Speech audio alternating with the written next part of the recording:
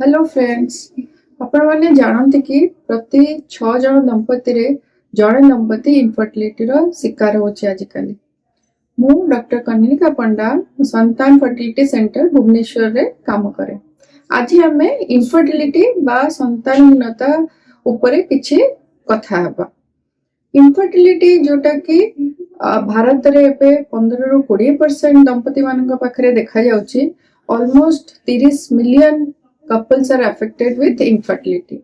Infertility रे हमें साधारण गोटे मिथ थाए कि एटा केवल स्त्री लोक जोगु असुविधा जोगु होई थाए, किंतु देखा जायछि जे पुरुष एवं स्त्री उभय इक्वली सेदरे अफेक्टेड हेई थांते। कारण स्त्री लोक पाखरे भी थाई पारे, पुरुष लोक पाखरे भी थाई पारे एवं 10% क्षेत्र रे सेटा अनएक्सप्लेन थाए, जणा पड़े नाही कि कहा पाखरे सेटा प्रॉब्लम जोगु कंसीव करिवार असुविधा होछि।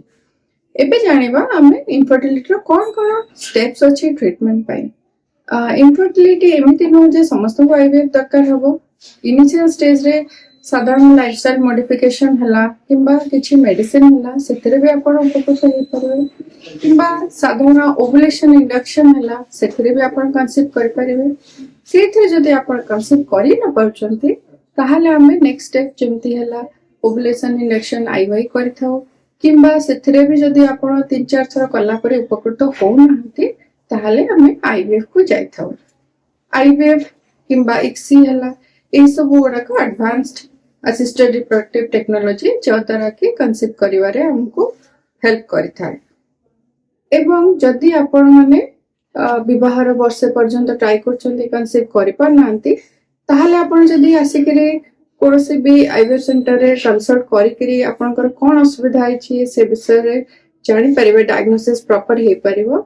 तो टाइमली जदि आपण ट्रीटमेंट नेबे ताहाले मे बी अल्प ट्रीटमेंट रे आपण कंसीव कर परिबे।